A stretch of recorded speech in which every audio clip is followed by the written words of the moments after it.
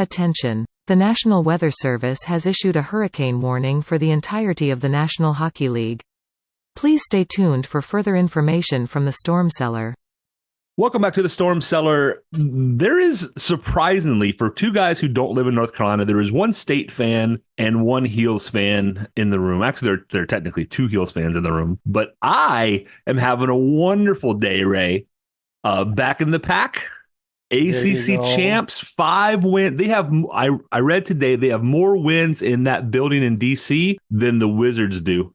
The Wizards are 4-26 on their professional NBA season, and the Wolfpack is 5-0, beating Duke handedly. Yeah, Virginia was tougher, and I think UNC only led for a couple of minutes here and there last night. But on top of the game, we're going to talk about the Hurricane with a phenomenal comeback that they did not deserve. But good morning to you. How are things in Heels Nation, Calgary, Alberta, Canada?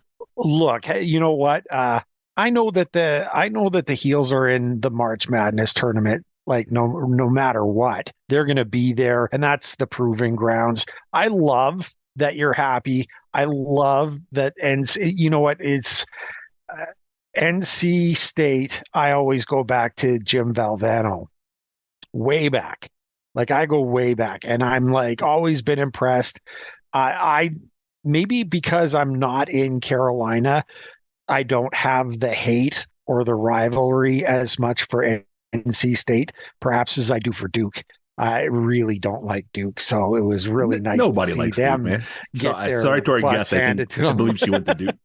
I know, but yeah, look, I was supremely focused on last night's game against the Leafs because, as you know, and as everyone knows, it's civil war in this house when the Canes play the Leafs, and my wife is just a Leafs fan through and through, so that always makes things interesting there as well, right? So look, it was a great night, but I knew that something even better was on the horizon, that I was going to wake up in the morning and I was going to come into the Storm Cellar, get everything set up with you, and we were going to have a great guest. And through a long time. We've had to reschedule a few times. Is very excited for this one, though. This is going to be a lot of fun.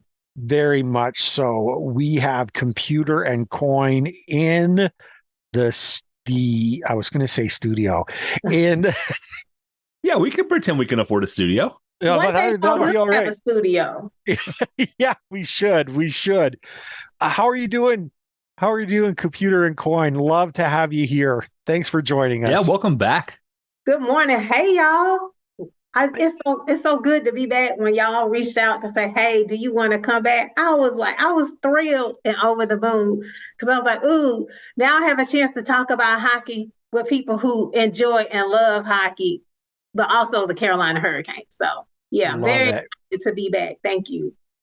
It's been a little over a year since we had you first on. And when we brought you on the first time, we were really enamored with your experience because you were experiencing the Hurricanes and hockey in general right from the opening. And we were reliving our early years and watching hockey through your eyes, and you were sharing it all. And in a year, you have shared so many awesome experiences, and we want to get your take on all of them. And Brad, I don't even know exactly where to start. Do we talk about the trips to a couple of really big rinks and stuff where she was the visiting team's fan and the experience? So where do we want to start, Brad? That's a great question. Got so much. So, I mean, Computer and Coin, you've done so many things as a new fan that even longtime fans haven't necessarily either had an opportunity to do or have chosen to do.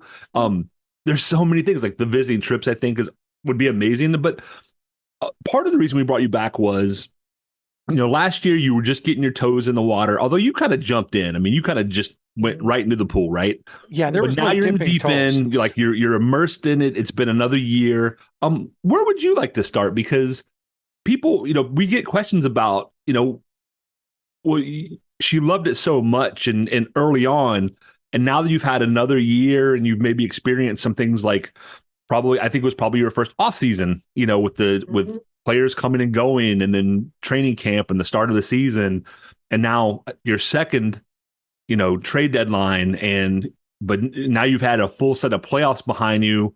Are there any particular memories or things that stand out to you that have really been exciting or that you really appreciated and enjoyed the last year?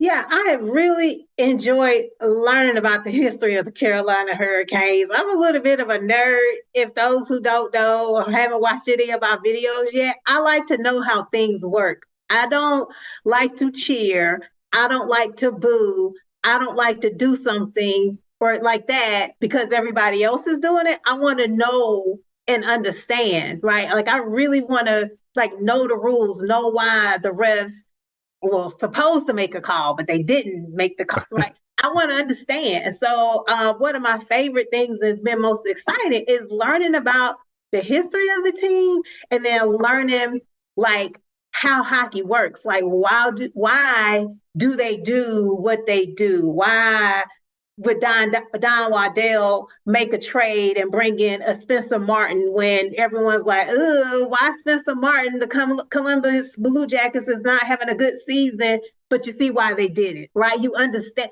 So that has been the most, because having that and understanding the fundamentals and knowing how it works and being excited about that makes everything even more exciting because I know, I understand, and I can speak to it more confidently. So to me, that has been the most exciting thing. It's just the learning, right? Learning about the team, learning about the rules and the background.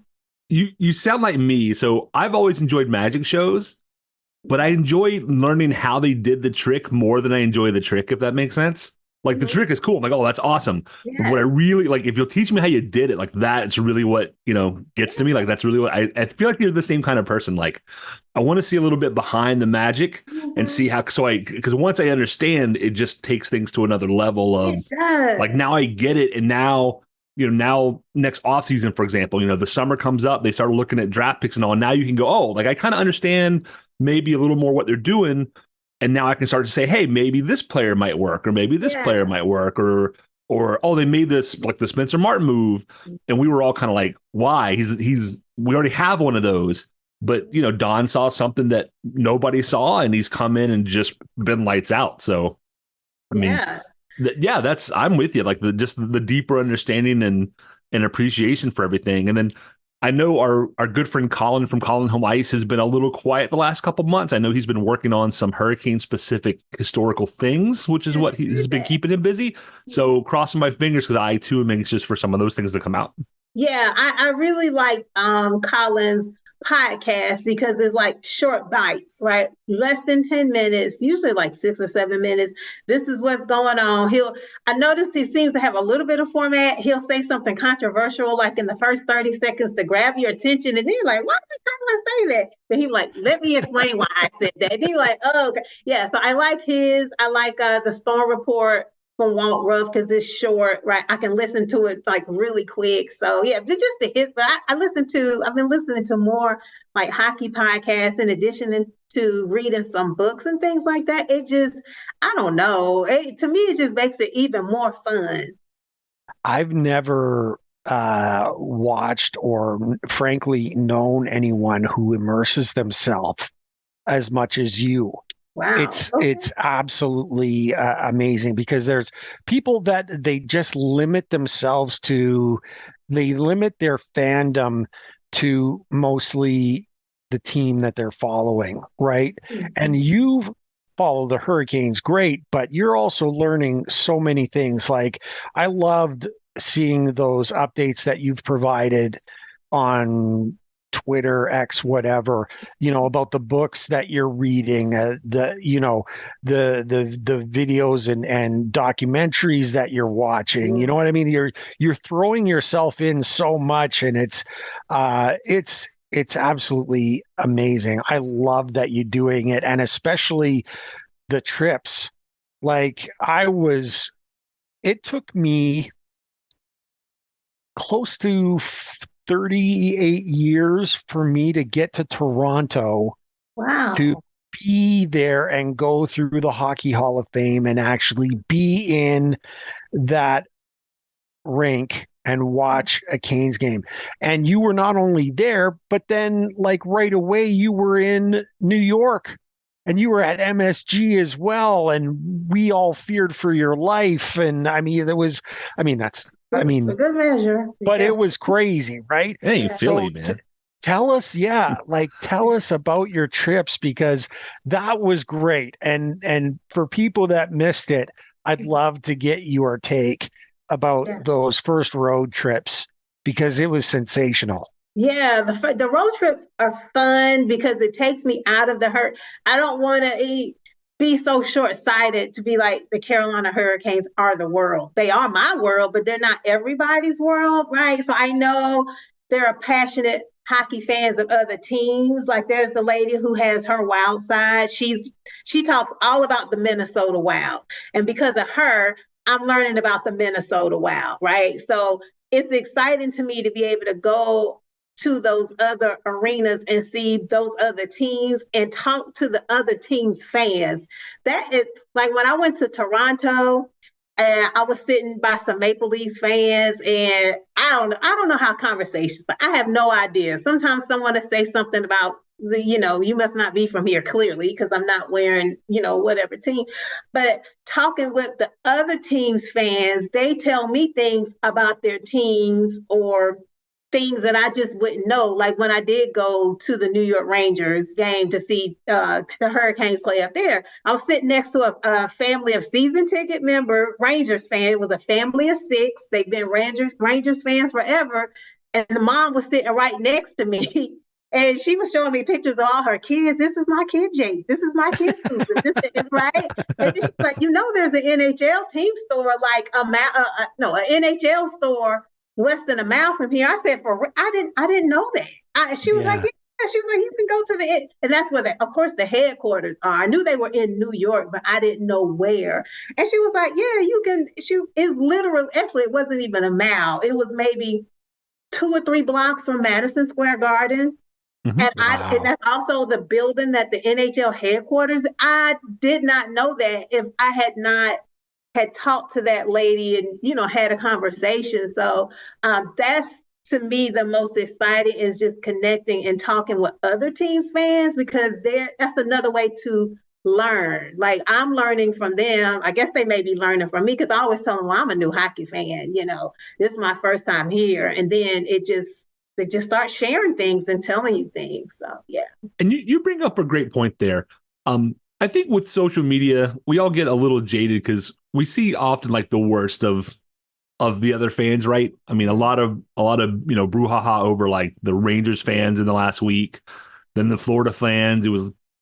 But then, and I said this the other day, it's like a lot of at least my conceptions of other teams' fans are derived from what I see like online and post, and that goes back 20 something years to the message boards Ray and I met on 25, 26 years ago. Mm-hmm. But then if you go, totally different. Like generally the people that you're sitting around and stuff, unless you're really just being obnoxious, like they're normally super nice. And when I was at the Hurricanes Bruins game the other month in Boston, I sat next to some guys who they'd driven down, I think 6 hours from Maine for the game. And then they were driving home that night, I think. So I mean, that's a commitment, right? To come see a hockey game.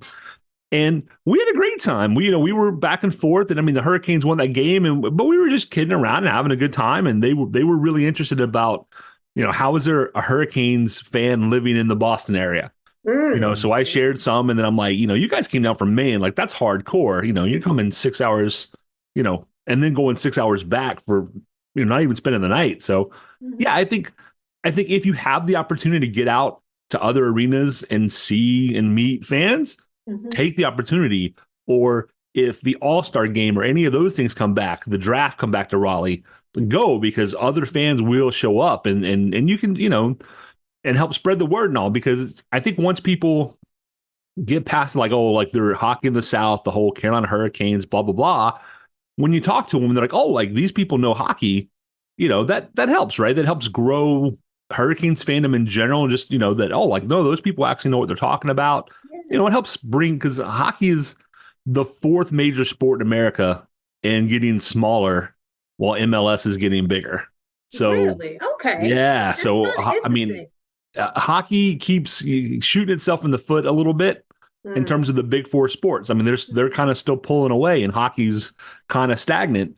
And you can't exclude fandoms and teams if you want hockey to grow, right? Yeah. We all got to be pulling in the same direction. I think that's And having those connections, personalizes it a little bit more and make it not. I mean, it is a big machine. Of course, it's a business, right? It's a business. They're in it to make money. I understand that. I'm not against the capitalistic piece about it, but part of that is having those connections to make it personable in different ways. And talking with other teams fans is just a lot of fun, because you learn, and you get some of that on the social media, but it's not the same, right? Than being in person. So yeah, the Maple Leafs fans, they were really cool. I had a lot of fun in Toronto. Yeah. I'm glad you enjoyed it. Glad it went well. I'm glad, your trip to New York was great too. When you think it was about, okay. It was okay. The Hurricanes won the game. Yeah. The family sitting next to me were really nice. I said, like, even in the video that I did, I said I wasn't going to say anything bad. The best way I can sum it up is it was getting to the point that security came and stood right, like in the aisle on the road where I was sitting. But because the Rangers were losing bad, and the things that I was hearing, I was so close to getting up and leave. It was really getting scary. But security came, and when security was a presence, and they stayed there for the entirety of for the remainder of the third period. I felt a little bit more comfortable and safe, and like, okay, and then I just got out of there as quickly as I could after the game. And I'll just leave it at that without saying anything else. Wow. You know what? Okay. So it's every bit as unnerving as we purported it to be, I guess. MSG and Philly, there's reputations that go with certain buildings and being the opposing team's fans there. Man, well, we're glad that you're safe and you got out of there. And it was a lot of fun in the end of the day. Like I said, the family beside me was really cool. They were so nice. So pro tip to newer folks going to arenas, maybe for the first time, whatever. Assuming your jersey, you have a little room, wear a nondescript hoodie under your jersey. And if that kind of thing starts, before you leave, hit the bathroom, jersey under your hoodie, and walk out in like a plain black hoodie or something. Nobody knows. Yeah. I know in Boston, idea. The only time I've ever had a problem in Boston was so the Garden sits on top of on the subway station. Okay. And if you go down immediately after, especially if the Hurricanes win, the subway station is full of drunk Bruins fans. Like not an ideal place for somebody, right? If you're the opposed. So I always wait. But one of the things that, we used to do was, wear like a gray or a black hoodie underneath whatever, your jersey, and then have your jersey under in the game. And then before you leave the building, swap them. And then you're on the street and you're just, somebody in a hoodie and no one knows the difference. Yeah. Man, oh man, that is something.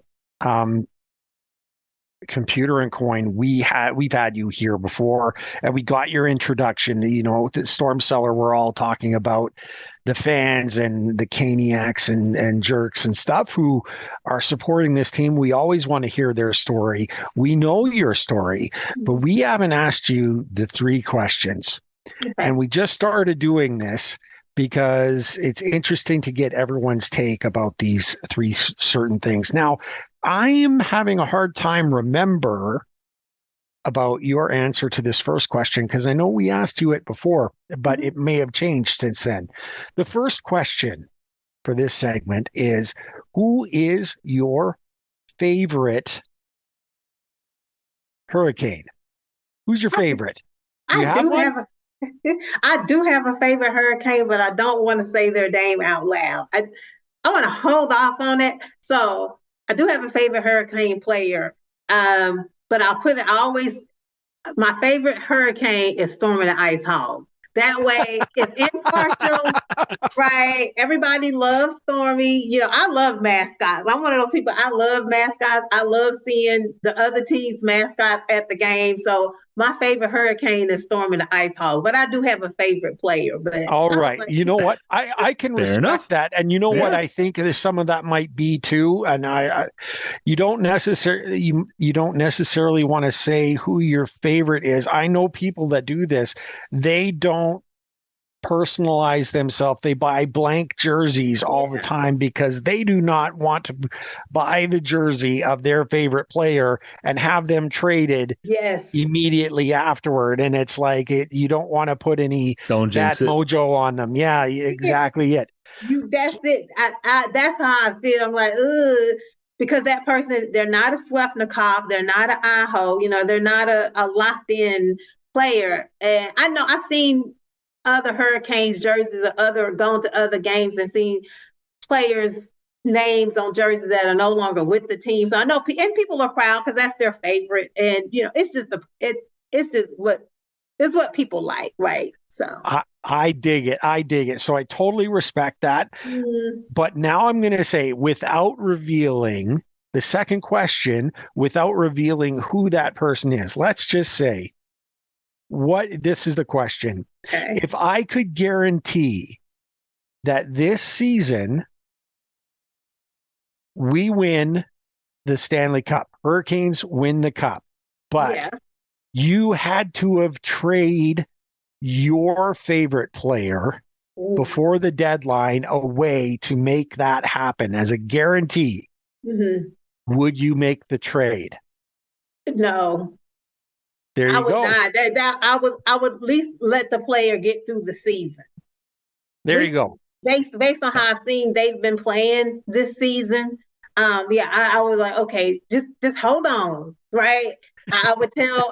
I don't know who Don Waddell has to answer to with his trade decisions, but if it's I don't know, owner time. Okay, owner time. Just let there's this probability. Let's just hold this person in through the end of the playoffs, right? That has been an almost universal answer. Is would I trade my favorite player? No.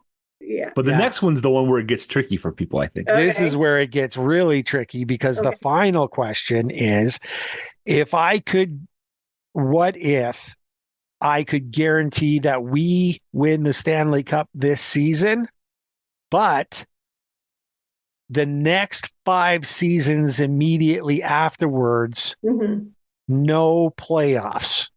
We can't make the playoffs. We fall back into the dark days for 5 years, guaranteed. Would you go with that? Would you take the cup and deal with 5 years of mediocrity afterwards? What do you think?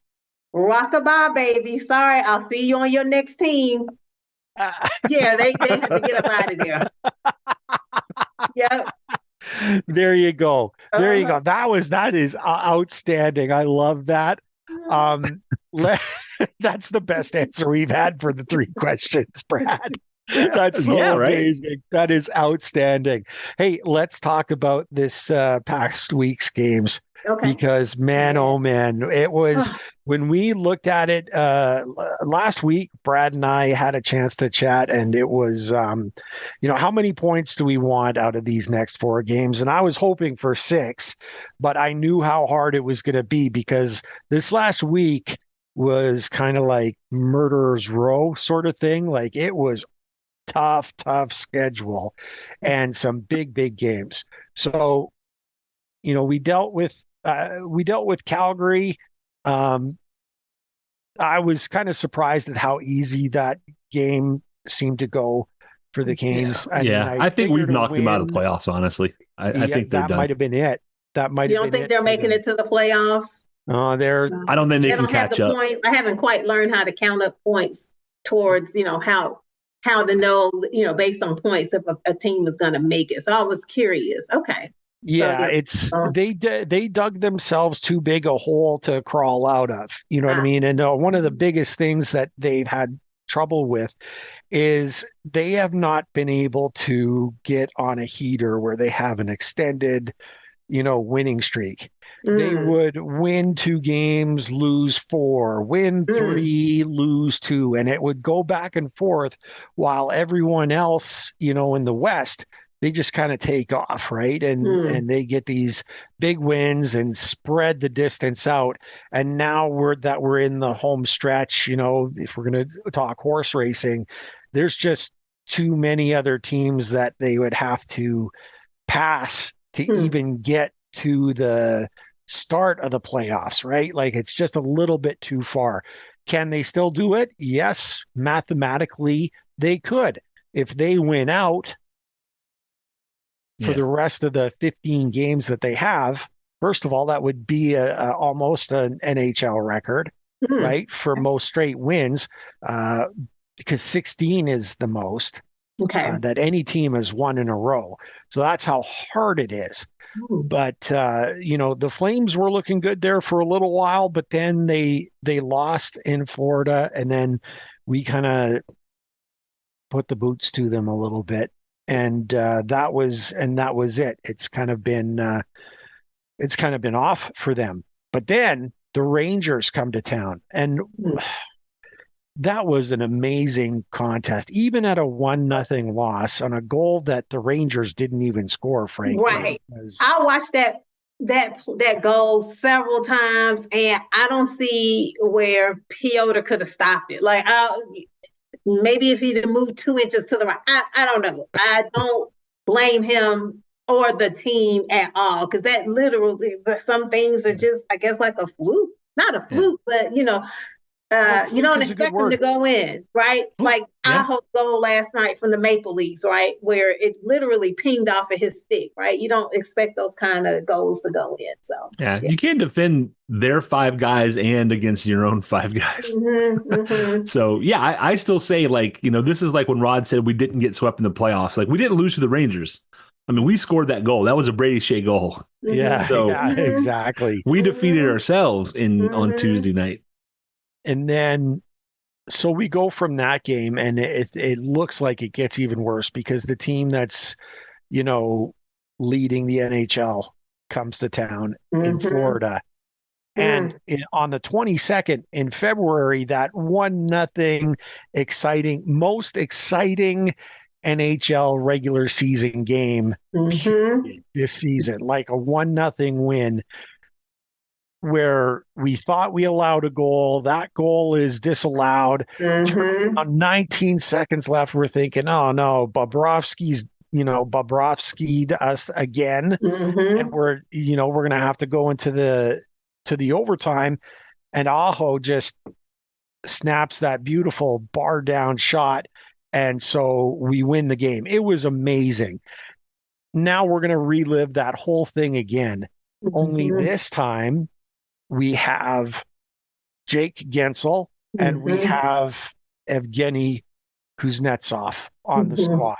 Our new post, the post deadline team is all put together, and everyone's trying to find their way. And the one thing that I noticed, and Brad and I mentioned this, when you get new players in after the trade deadline, right? It's all well and good to get in new talent and all the rest of it, right? Okay. But there's always that transition from the team that they played with to the team that they're playing with now. Okay. Because the Hurricanes have just a different system altogether. They play a different style of hockey than anyone else. It's they play man to man. You like basketball, you know what that's all about. They play man to man defense, and it's hard. It's different. You have certain responsibilities that they have to follow. And for Kuznetsov and Gensel, that's a new eye opener, and you expect some transition time, right? You expect them to learn the ropes. which some of the players that we had, one of the players, in fact, that we traded away, Bunting, he struggled with the system. Like, he didn't, as he said, he didn't feel comfortable playing that system until January, like the end of January, which was, a month before the trade deadline, right? Like, it's crazy. I guess that was too late for the team, right? Exactly. Yeah. So we got to see this line, and Gensel and Kuznetsov were playing with Natchez in that game against Florida, and they were phenomenal. That was really the story of the game. In my eyes, seeing the way they played, they were doing Harlem Globetrotter stuff on them. It was, I mean, I wanted to ask y'all opinion on something. I did about that game, especially particularly in the second period. Now, I don't know all the the technical words, but there was a moment in time in the second period. It was Kuznetsov, it was Gunsel, it was Natchez, and it was something about the way the puck was moving. It was different in a way I had not seen in other games. I don't know what it's called. I don't know. It was just, but it was, I was like, golly, something about the way they're playing that puck and the way the puck is moving between the three of them. I had not seen that movement and that type of play on the team so far this year. I may be like way out in left field. No, you're 100% right. In that second period, there was a shift, and I was like, "Oh, now something is eating down different. I don't know what it is, but my inexperienced eyes picked up on that something was kind of different." So the Hurricanes are normally pretty decent passers. Like they kind of have to be to play their type of game.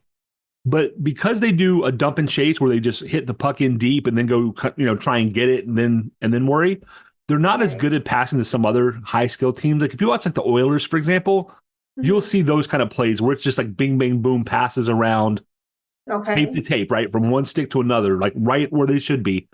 And the Hurricanes don't always do that. We saw a lot of that early last night and even this whole week. Bad passes. The pass last night, I think it was going to KK.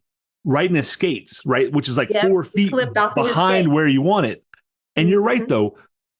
Kuznetsov, Gensel, and Natchez, having only played together probably for an hour or two at that point, because when you're having a game every other day, you basically aren't practicing. You play the game, you take a day off to rest, you play a game.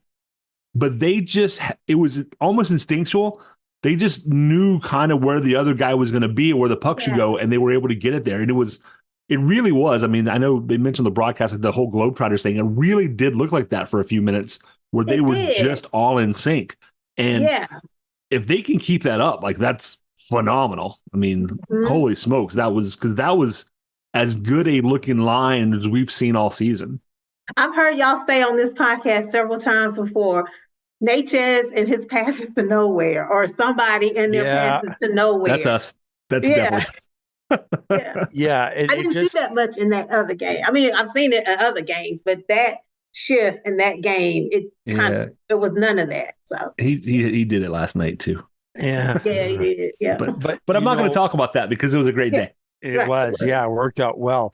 And like to me, I think a lot of that shows the value of Kuznetsov himself.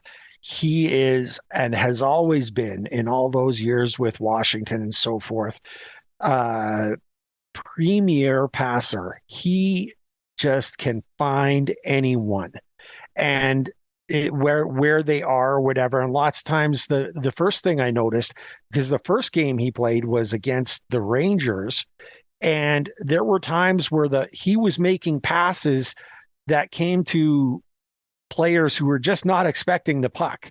You know what I mean? Like it was like, holy, it's on my stick. What the heck? You know, they weren't ready for it. They didn't expect it. And I think that was just a hint of what to expect, in the games to come. And when you get players that are all offensive minded, you know what I mean? Like Kuznetsov has always been about making great passes to get in on points, right? Okay. Ensel is a goal scorer, point per game. Necas, who has improved his defensive responsibilities a great deal in this past, like since the I'd say all-star game, he has been actually responsible defensively, but he is a very offensive-minded player. You put those kind of three minds together, and you'll see the skill and ability that they have can just find a synchronicity that you just don't see a lot of times, right? So that's what I was saying. Okay. Yeah, it was something. I was like, there's something here. Okay. And it's magic. Yeah. And it's magic watching it. Like when you see those passes that snap and they're crisp and they're tape to tape, it's no wonder that they're scoring goals. You know what I mean? It's the kind of play you get on a highlight reel that isn't a goal. Is like, oh, we're going to include that because that was just, a tic-tac-toe move that for three guys who've only played a couple hours together, I mean, was just phenomenal. And Andrei Svechnikov, real quick, it's basketball time, right? ACC tournament. So I had to ask him, like, did he call a bank shot on the empty net goal? 180, 90 feet off the glass, right into the net. And I'm like, that is a phenomenal shot right there. You're talking during the Florida game. Yeah. Yes, ma'am. Yeah. That empty net goal was just, oh my goodness. Yeah, they scored. They scored a puck. Montour, wasn't it? Didn't they? Yeah, Montour went flying into the net too. That was. I like to think nice. the ref. I'm glad he's okay though. Yes. Yeah, the ref skated over there and bent over, and I like to think the ref was like, "You missed it by that much." Montour really almost caught like his. You can see where his stick tried to scoop it, right? Yeah. And it just like literally, he just. I guess the reach wasn't there, so yeah. Love to see. He was a half second late at most. Yeah. Look, there was one other aspect of that particular game that I just wanted to touch on, and it concerns Kuznetsov. I will, and I'm being totally honest here. I have always had a very healthy respect for Kuznetsov. Okay. Some people don't like his very, very slow shootout things. Some people didn't like the Birdman or whatever, thought it was a little too whatever. Before March 8th, I hated it. Yeah. I had a very healthy respect. It was a love-fear respect for him. I loved the way he played, but you hated seeing him playing against you. Because you knew he could do those things against you. So it was that kind of respect. Now, seeing him come back, if you weren't feeling anything during the intermission and his interview with Hannah in the intermission, where he outwardly said the reception that he received from the Caniacs in the stands almost made him cry. How great that was. And you see the human aspect where he is trying to recover from difficult times. He's had to be out on player assistance away from the game twice. And he knows the importance of this situation now. I felt nothing but love and respect for him. The fear is gone. The fear is gone, but more so, he's more human to me. Yeah. And it was like, how can you not cheer for him?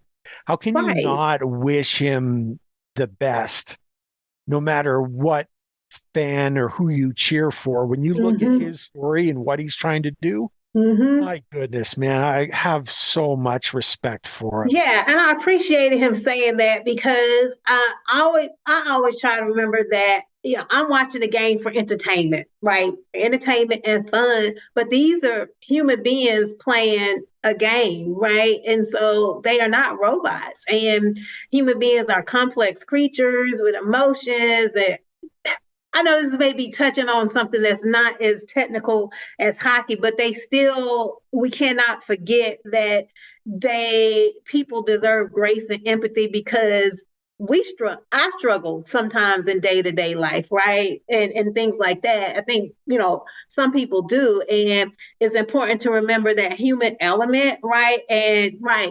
So I think that's why the way he expressed what he said seemed to come from a genuine place.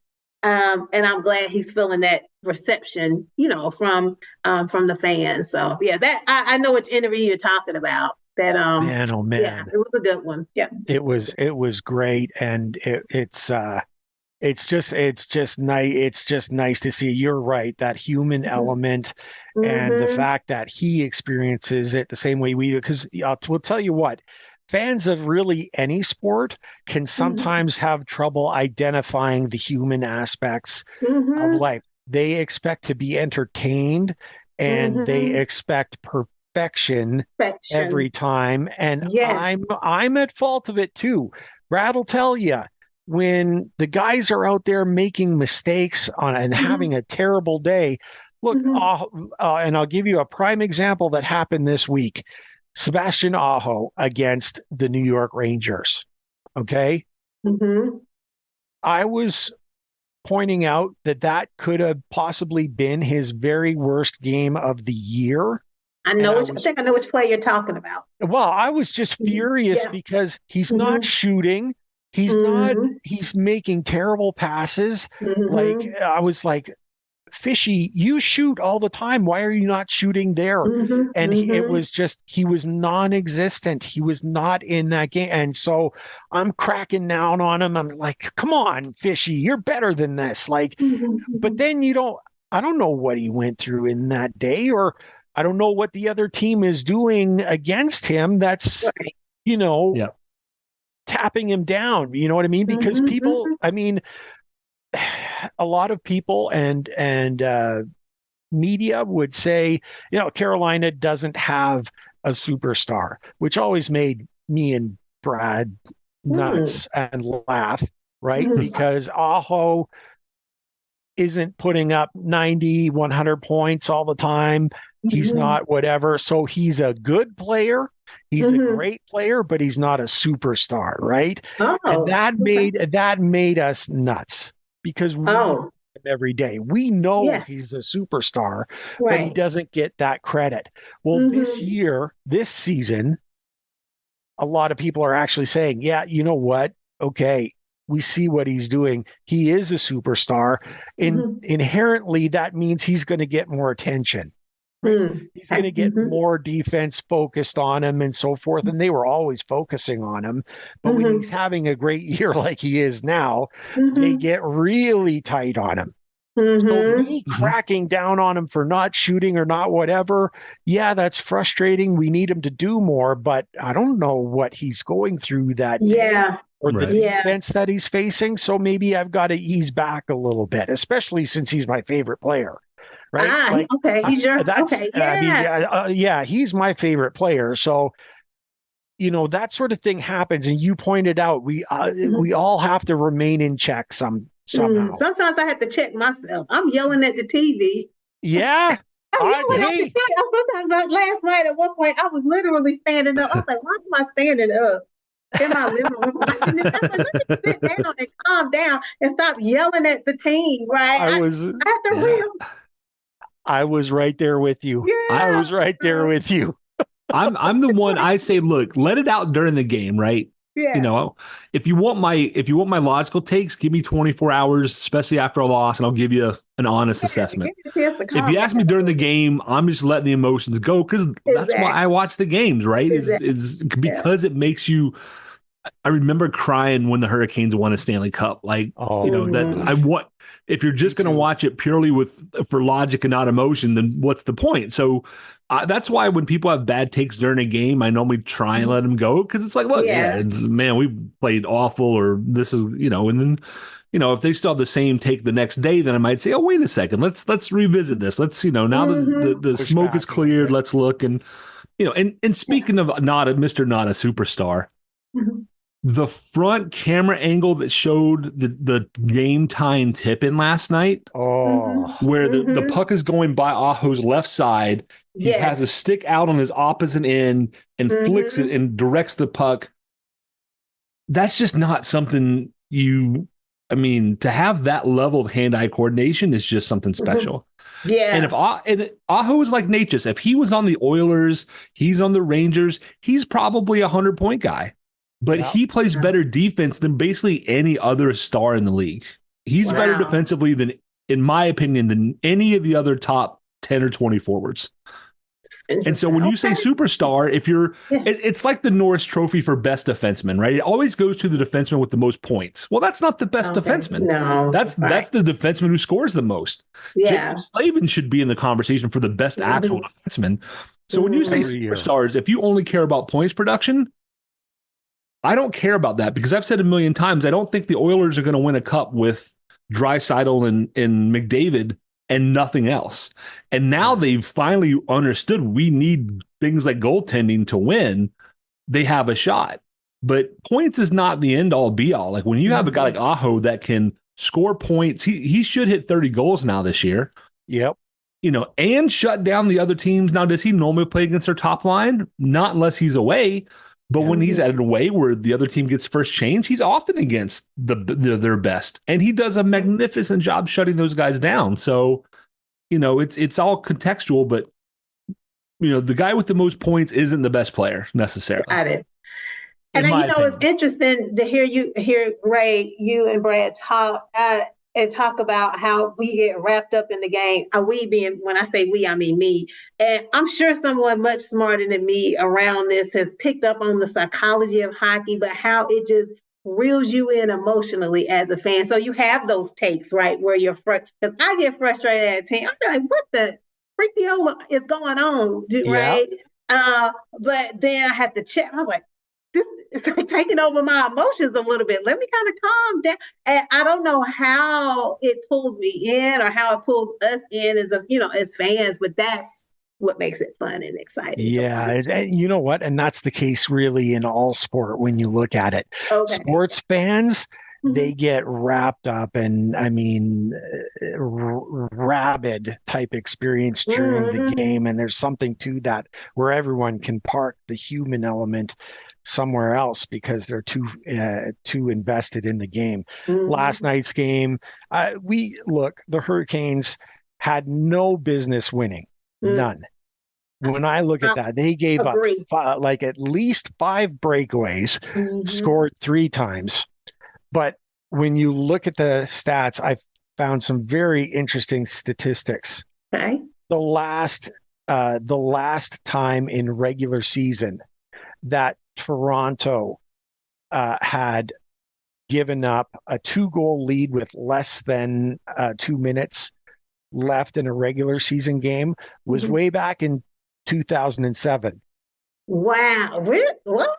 Not only that, it was against the Carolina Hurricanes. You better stop playing, Ray. No, I'm not playing around. That is exact truth. Repeated itself last night. Yes, from 2007, the year after the Hurricanes won the Stanley Cup, they did that exact same thing to the Leafs. Was it a full moon last night? Astrologically, what is that all about? That is just so. And I think that's the first time we've ever beaten them when they're wearing their St. Pat's jerseys, if I recall.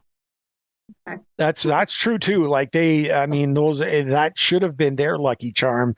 We got all of the luck. Yeah, it looked like it, right? That second shift, I was like, what in the midway through the second shift? I was like, not second shift, excuse me, second period. I was like, what is really? I was like, I don't understand. Something is not right here. Yeah. It wasn't just that we were down 3 goals. It was just something else. I was like, that's why I tweeted. I was like, okay, something is not quite jiving right here. Excuse me, that's not the right word to use. Something is not quite gelling. Right. So but I didn't think they were going to win. Honestly, I was like, oh well, okay, on to Ottawa. I won't, Brad. I'm gonna out you here, Brad. One of Brad's tweets were, "Save it for tomorrow." Yeah. I was like, okay, it's okay. We're down 3-0 now. I can turn on the state game, and not worry about the Hurricanes game, and just make sure you beat Toronto, and because we probably can't catch the Rangers had we lost, but we didn't. And so then, I turned back to the game for overtime because I was watching the State Carolina game. But once it hit OT, I'm like, okay, I gotta watch OT. And for any Toronto fans complaining about the officiating last night, I think it was Aaron Manning Wrights said, y'all got a power play in overtime, a full 2-minute power play in overtime. If you can't win on that, that's on you. Yeah, because at one point it was like 4-on-3? It was 4-on-3, right? That was there was a penalty on Gensel for, I can't even remember what the penalty was for.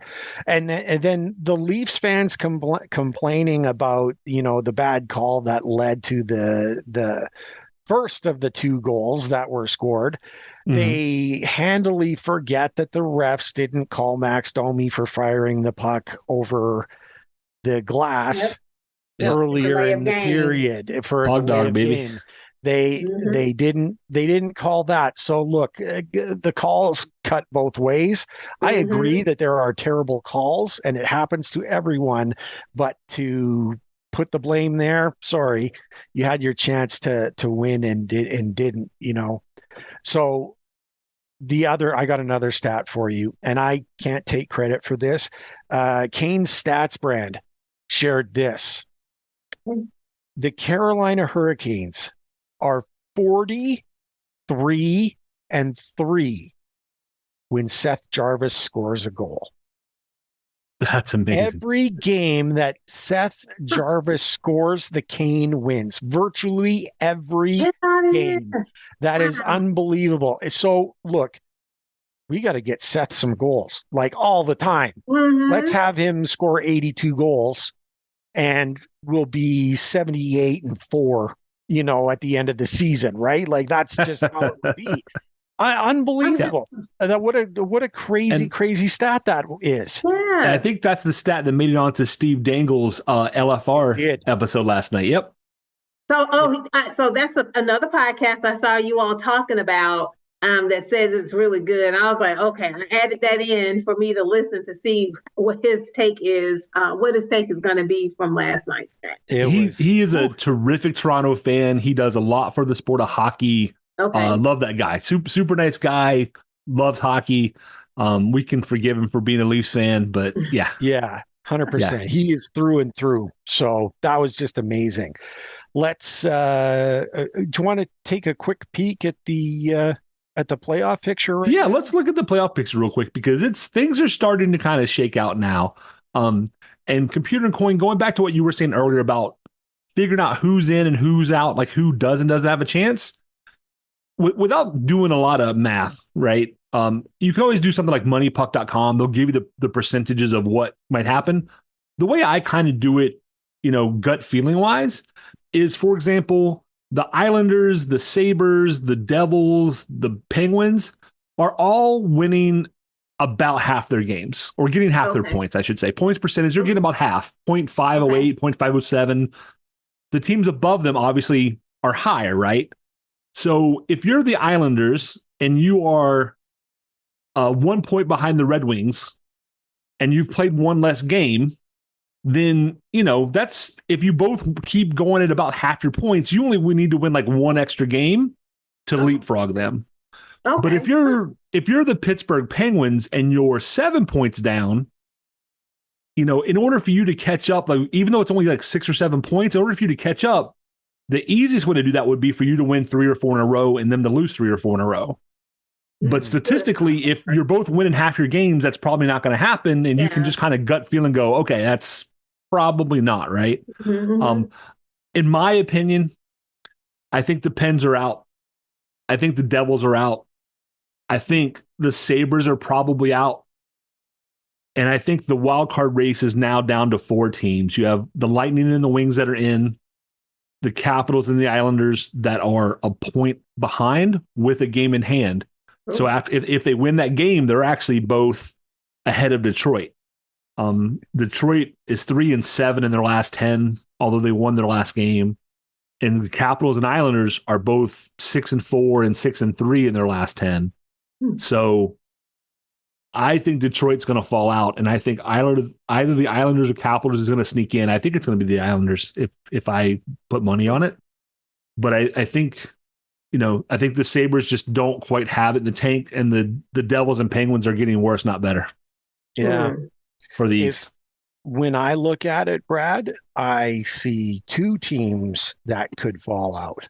I see the Flyers and the Red Wings are the ones that are perhaps most susceptible to falling out. And really, Washington and the Islanders, they don't have their eye so much on the wild card, as even though it's closer, they want to catch the Flyers. Which they could do, because the Flyers are worse off than even the Lightning in wild card 1. 100%, because they're at 76 points right now, and they've played 68 games. Both the Capitals and Islanders have 2 games in hand on the Flyers, and could, if they win both of those, they would jump ahead of the Flyers into the number 3 spot. So there is going to be a lot of jockeying going around. And when I see the Lightning put the boots to the Panthers last night, they are getting back into that playoff momentum style that they've had for, like, the Lightning just have that way to get in, and they're to be feared. Sorry, they're a team that would scare a lot of other. Yeah, Vasilevsky, that's their goal. I may be saying, okay. Let me not just say the name. Vasilevsky. Okay. Yeah, you were on it. You were on it for sure. Yeah, and I was gonna say, today, if the playoffs started today, whoever wins the Metro, be it the Rangers or the Hurricanes, would play Tampa Bay. Yeah, and you should play the best and get through if you're going to win a cup. But if you ask me who scares me more, Tampa Bay versus the Flyers, Capitals, or Islanders, that's really easy. I'd rather play the Flyers, Capitals, or Islanders. Yeah, 100%. And look, no matter who the Canes face in the playoffs, it's going to be a tough out. I mean, you make the playoffs in hockey, you've done something, because it's a long grind, very, very difficult. The injuries that you see throughout the season, and if you're still there in the end to play for Lord Stanley, well, heck, I mean, you're going to be a tough out. There's no question. But the Lightning just have all of that experience, and Vasilevsky, who makes me crazy. If we're looking at the West, it's not as interchangeable. I mean, look, the Minnesota Wild still have a shot at getting in, but they're the exact opposite. They're only 3 points back, but they've already played 2 more games. And it's the Golden Knights that still hold that final spot in the wild card in the West. The Nashville Predators, how about them? They are so on fire right now. They're playing amazing, and they're points in the last 10. Exactly. Y'all talked about the Preds last weekend, and last weekend's episode, I listened to that. I was like, I need to start watching their games. Yeah, I thought they were going to be sellers at the deadline, and they decided to keep Saros, and they've been on a tear. Whoever plays them in round 1, which right now I think would be Colorado. It is. That'll be a much closer matchup than people might. I mean, Colorado's strong. Once again, an amazing team, but I wouldn't want to play the Preds in the playoffs this year in round 1. It's going to be it's going to be a great race to the finish. It's we're less than 35 days from the end of the season. 35. Yeah, that sounds something like that. The Hurricanes' last game is on the 16th of April. Yeah. So just under a month left. Just under a month. Regular season regular season hockey, and then we dive into the playoffs. We didn't talk about this before in the lineup, so I'm going to surprise everyone. But I made a tweet yesterday based on something that I saw in the Leafs game at the intermission. Elliot Friedman, who is just in the know He is a media guy that is well connected, well respected, and likes to share little tidbits of information about the teams that he finds out throughout the league. And last night, he made a point of saying that he had a chance to talk with Coach Brindamore earlier in the day. Mm-hmm. And they were talking about it. And for those who may not know, Coach, this is the last year of his current contract as the coach of the team. And he has still not signed an extension yet. Now, and the reason Elliot said in his discussion that Rod is not signing on an extension is he hasn't been assured of the assistance situation. He wants his assistants to be taken care of before he moves forward with an extension with the team. Now, I got that and had kind of forgot it wasn't really the focus of my, concern about the team until last night. And then all of a sudden I'm saying, why is he not extended? Why are we not? If that's what the man wants, give it to him, get him locked in, and then we'll be fine. And the tweet's getting a lot of looks, a lot of retweets and stuff like that. And I mean, there's a belief among many that it's nothing to worry about. But this hat that you see me wearing, Brad has accused me of at times having tinfoil in it.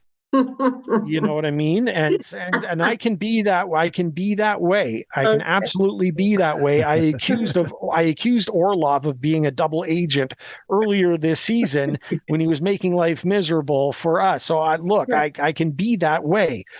I am concerned that this isn't a locked up, done deal yet. And the longer that it takes, the more likely or the more chance that other teams who are looking for coaches, always looking for coaches, are having these quiet discussions. Okay. Anyone who thinks that these guys don't have telephone conversations or whatever, hey, how you doing? You're not signed yet, Rod? Oh, geez, I can't believe they're not signing you.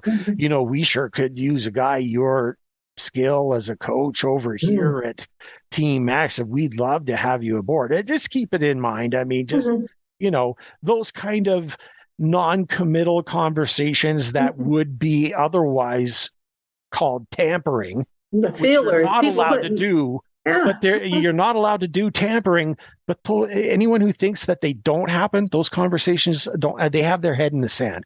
It happens. It does. I want assurities that Rod Brindamore is signed long term. Give him whatever he needs. There is no denying that when he arrived in 2019 and suddenly we're getting to the Eastern Conference final, suddenly we are considered a Stanley Cup champion contender every season. There is no coincidence that it's because of him and his style and his coaching and the culture that he created that we are having the success that we have now. And if you want to throw that all away, don't re-sign him.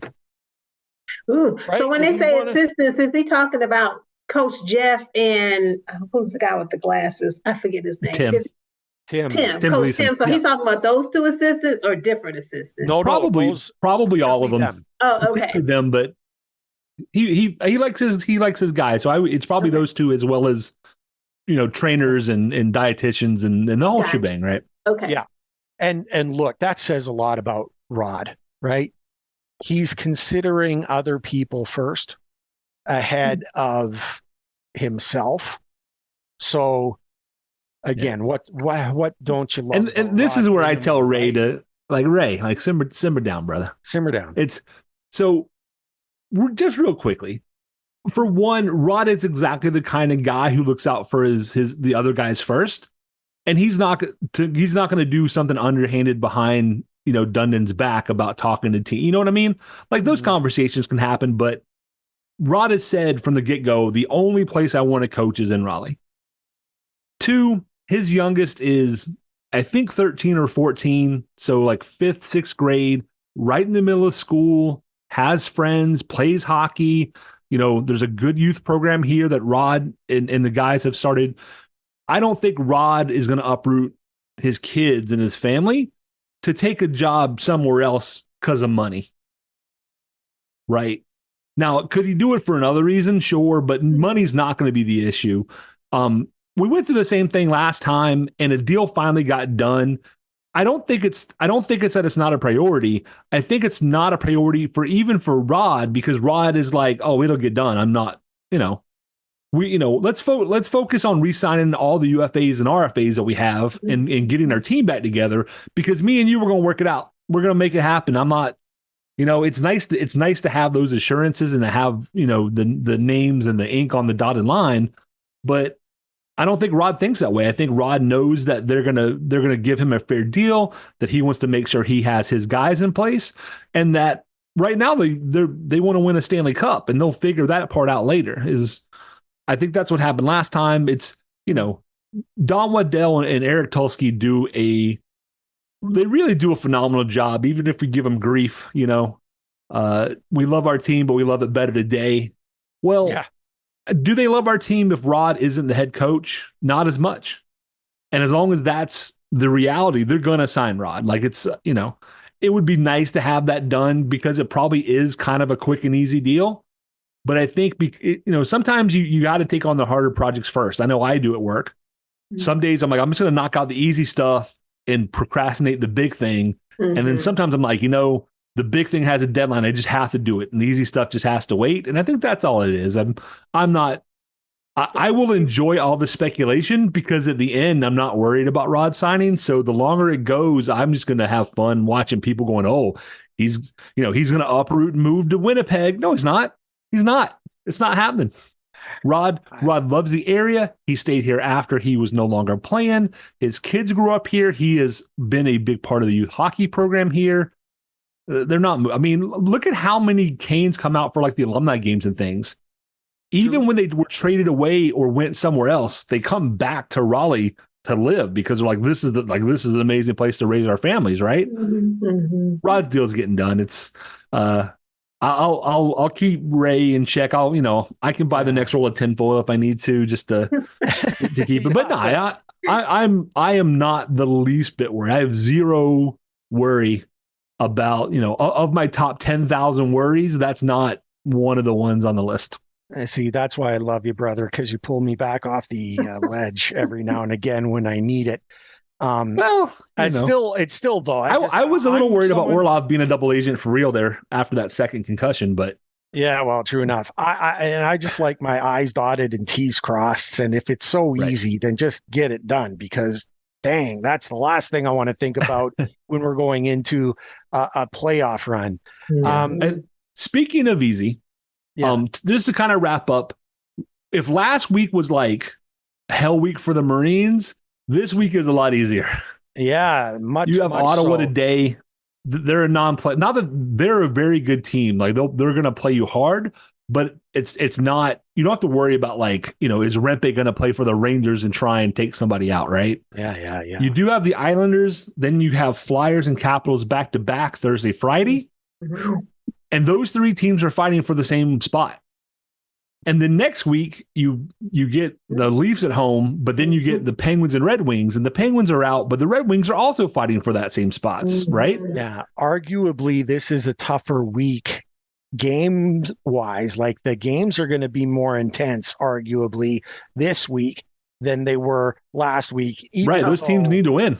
Yeah, they need desperately. to win. They need it. Yeah. Wow.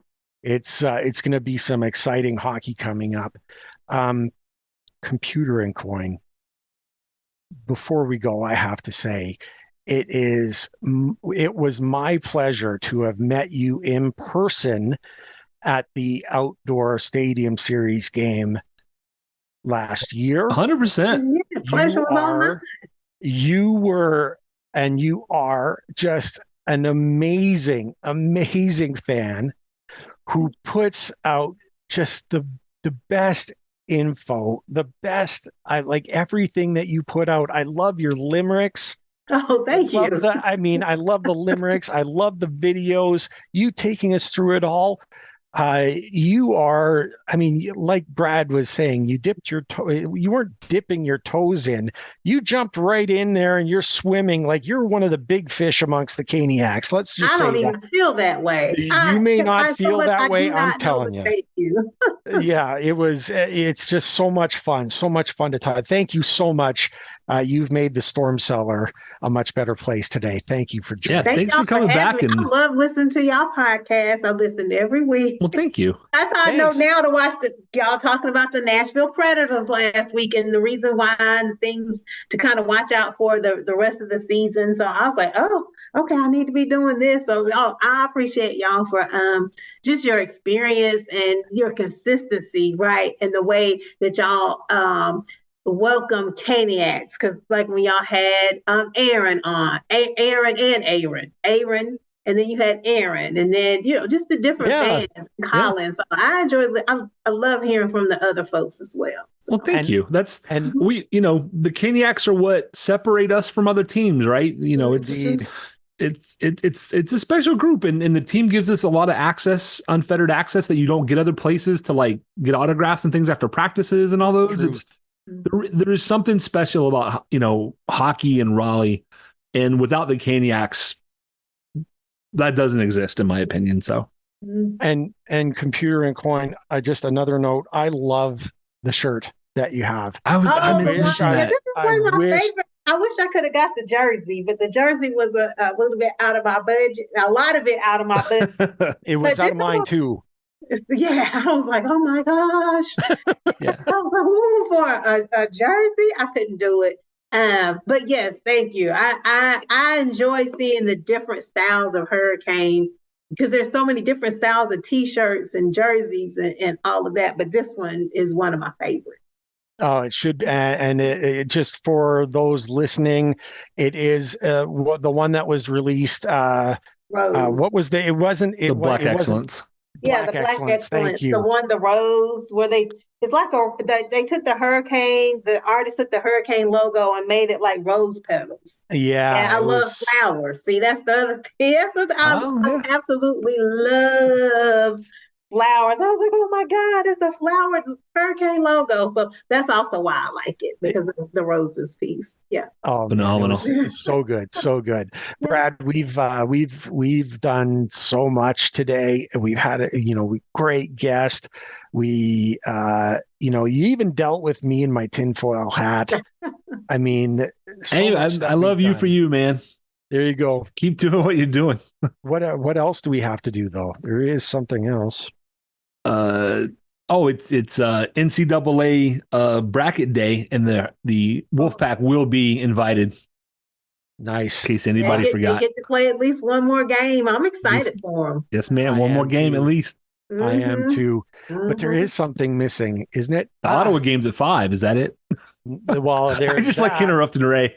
There's that. He knows what's coming, and what it is Go Canes. Go Canes.